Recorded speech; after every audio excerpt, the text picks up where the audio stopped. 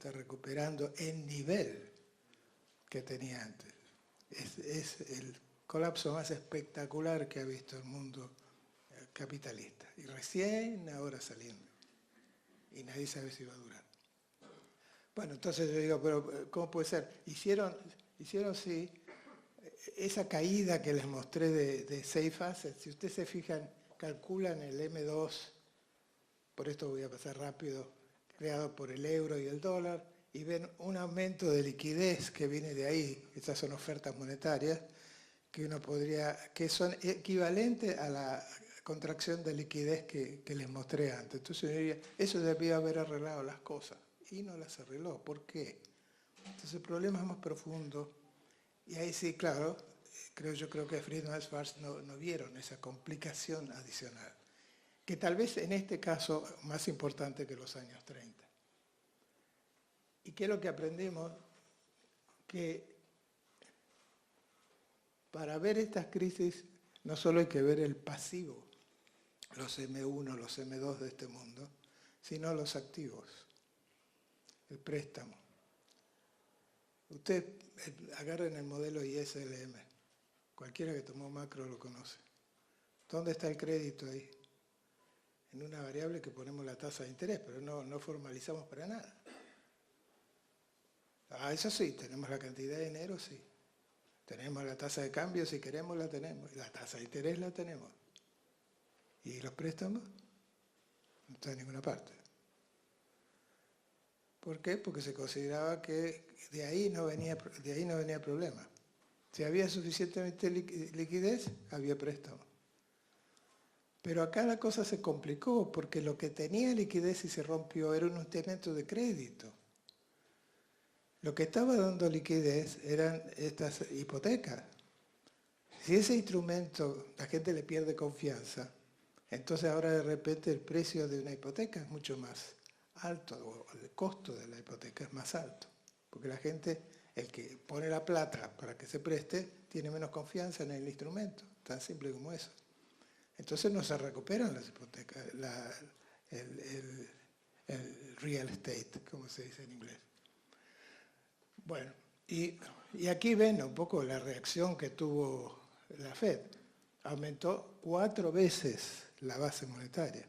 Los que no entienden estas cosas dicen, pero ¿cómo puede ser? ¿Puede ser 4 veces la oferta monetaria y no hay inflación? No, porque lo que hicieron fue compensar por la caída de liquidez.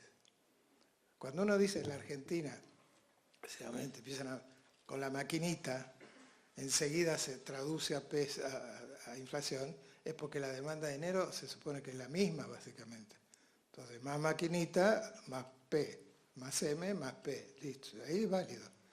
Pero si lo que pasó es que aumentó la demanda de M,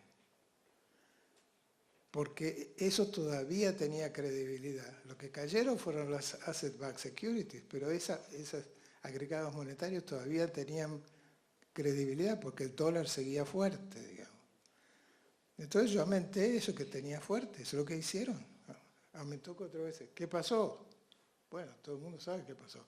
Esas son las reservas excesas que tienen los bancos. Metieron liquidez para que llegue al sector privado y los bancos se las guardaron todas. Tan simple como eso. ¿Por qué? Porque no tenían instrumento de crédito. Porque se arruinó el mercado de crédito en ese proceso. Entonces la liquidez hizo un daño real que paró el crédito. Y sin crédito tampoco hay comercio. No funciona. Pues la única manera que puede haber, ni producción, nada, porque la única manera que puede haber producción es que cada uno sea una entidad completa, es decir, uno tenga todo, yo no necesite nada, gastar algo más de lo que yo tengo en este momento, debería ser self-sufficient, es como si fuéramos entidades separadas, globos separados, y ahora si queremos comerciar entre nosotros necesitaríamos crédito otra vez, es decir, aún en ese caso tendríamos problemas. Entonces, eso pasó y se fue y se metió en los bancos. Y ahí está. Y ahora lentamente y tímidamente eso está subiendo. Y la situación es aún peor en Europa, porque en Europa no tienen un sistema de bancos coordinado como en Estados Unidos. No tiene un sistema bancario, cada uno tiene el suyo. Tiene una monedita, eso es todo, el euro. Eso no es nada. Eso está muy lejos de ser crédito. Bueno. Y lo que uno ve cuando se empieza a mirar los flujos de crédito bancarios se caen como una piedra. Y en Europa recién ahora se está empezando a recuperar, bla, bla, bla, podría entrar y seguir por ahí. Entonces,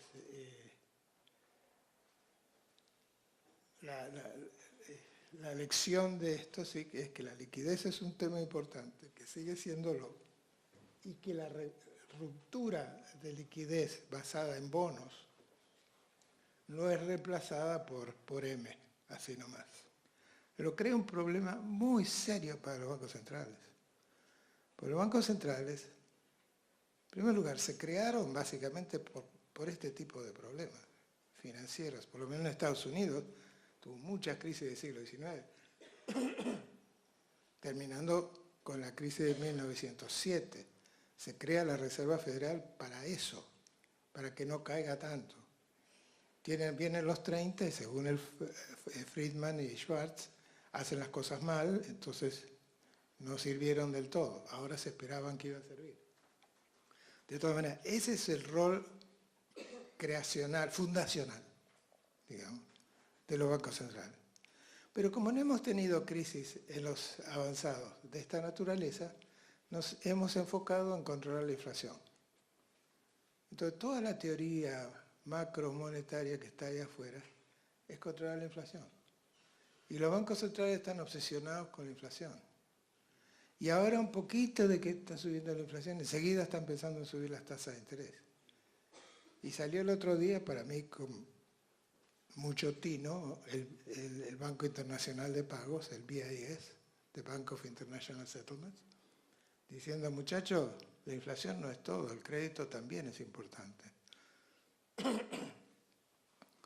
Y si no hemos salido de esta es porque el crédito está subiendo muy lentamente. Ojo con subir demasiado rápido las tasas de interés. No se olviden que está al otro lado de la cuenta de balance, del balance sheet, ¿no? Entonces, hay toda una discusión en la que yo no puedo entrar, pero esos son los temas que están dando vuelta. Y lo menciono porque ven que estoy hablando de cosas muy fundamentales y de un debate que está, no es que pasó ayer, se está discutiendo. O sea, es el último informe del BIS es sobre esto. Es la preocupación. Mientras que la Fed, cuando ustedes leen lo que está diciendo la Fed, dice, sí, hay cierta indicación que la inflación va a subir. ¿Qué pasó? El otro día se nos metió Harvey, ¿cómo se llama? Harvey, después Irma, ¿no es cierto? Entonces, por Irma y Harvey, Banco Central, dice, aparentemente lo que observa está diciendo, tal vez no la va a subir ahora, sino en diciembre. Sí, ahora responden a huracanes. Pero no se menciona en ningún punto el crédito en Estados Unidos. En la discusión no entra el crédito, que es bien interesante y preocupante.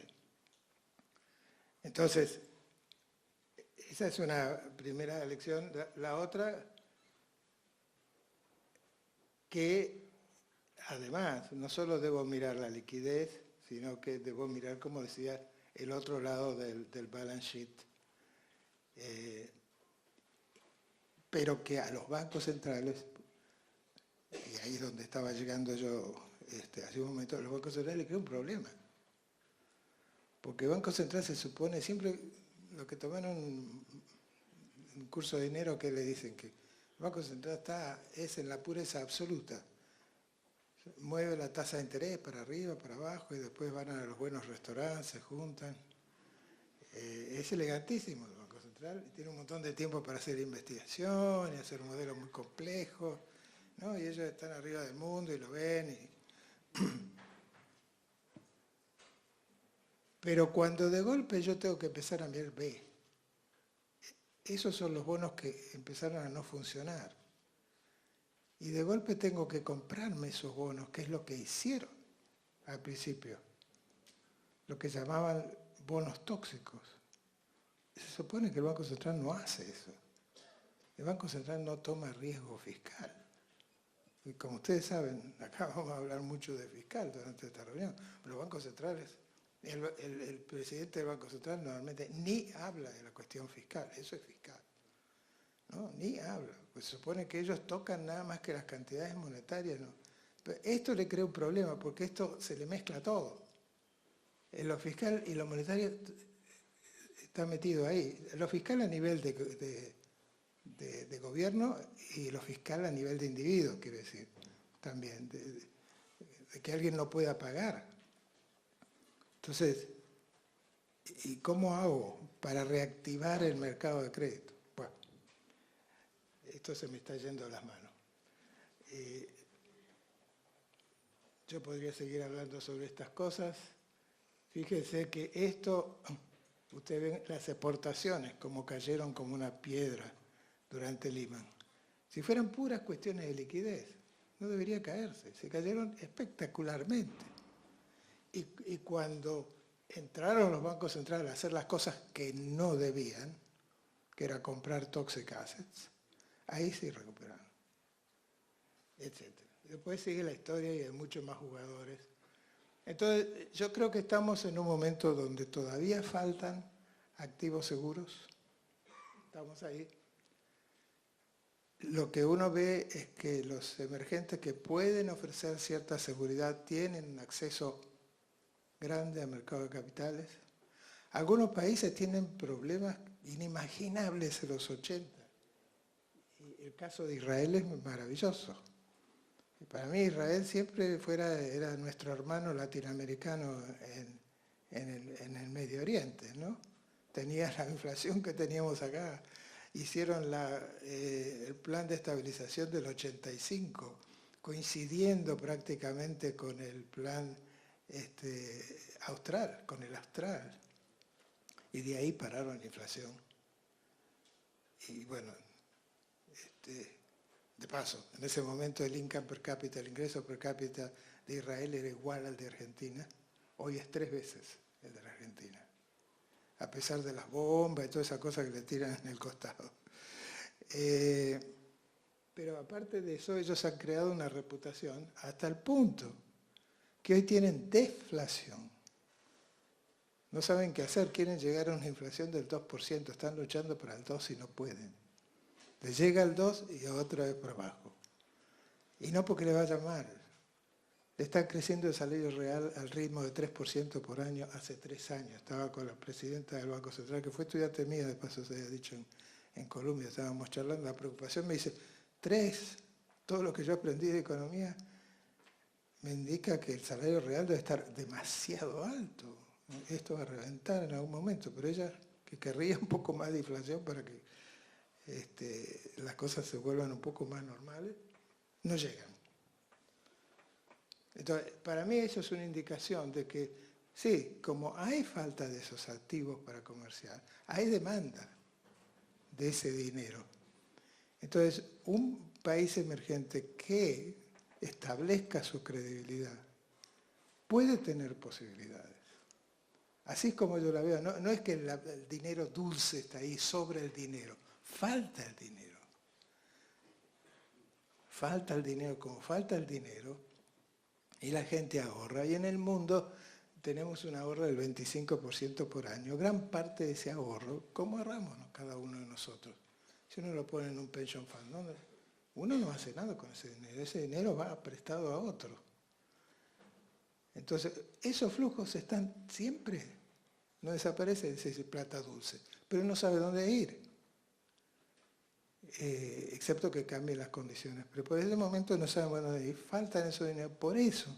Pero no es la plata dulce. Es establecer, yo creo que lo importante ahí, y por eso, es un momento de establecer credibilidad.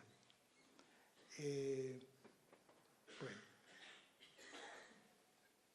Con esto creo que lo voy a resumir porque tenemos que almorzar. Hay que tener prioridades, las prioridades bien claras. ¿Por qué me metí este lío de inflación y tasa de interés? como se imaginarán. Vivo siguiendo con mucho interés el proceso argentino. A mí me han hecho volver sobre esos temas porque yo escribí bastantes papers en los 80 y los 90 sobre cómo parar la inflación fijando las tasas de cambio o fijando la cantidad de dinero. Yo tengo mucho trabajo con Charlie Beck, que ahora es el Chief Economist de América Latina en el Banco Mundial. Y aparece Sturzenegger y mis amigos ahí me empiezan a usar la tasa de interés, que no la habíamos usado antes, traición. Me invalidaron mis papers anteriores, me mandaron otra vez a la cocina a ver qué sacaba de todo esto. Y me puse a pensar un poco en el tema. Bueno, acá hay mucho para hablar. Yo tengo un paper reciente, si ustedes están interesados se los mando, medio tecnicón, pero tratando de entender la cosa era fundamental. Lo que pasa es que la tasa de interés, ojo, nada de lo que voy a estar diciendo ahora es una crítica a lo que se está haciendo en el Banco Central, sino estoy hablando ahora desde el punto de vista conceptual. La tasa de interés, hasta muy recientemente, la parte académica de la profesión pensaba que no sirve, que no es un ancla. Un ancla es la cantidad de dinero, un ancla es la tasa de cambio contra una moneda firme, como era el dólar, ¿no? En su momento. Pero la tasa de interés no es un ancla. ¿Por qué? Porque la tasa de interés es un precio relativo. Es el precio del dinero de mañana en términos del precio de hoy, no exactamente, pero es un precio relativo. Y si yo fijo un precio relativo, no fijo los precios absolutos. Y la inflación es un problema de precio absoluto. Esa sería un poco la respuesta para el economista formado, ¿no es cierto? Si uno... Además, cuando la quisimos usar en América Latina, nos trajo problemas. Brasil tuvo problemas en los 80, porque le creó un cuasi fiscal grande. Es decir, eso ya metiéndome en temas no monetarios propiamente dichos, ¿no? Esa tasa de interés, como tiene ahora la Argentina, de no sé cuánto, 25-26%, con inflación que es bastante más baja, el pago en términos reales de eso es parte del déficit fiscal. Entonces, un país que ya tiene un déficit fiscal amplio, eso está sumando. Pero no quiero entrar en ese debate, ¿sí? Pero ese es un tema que en la práctica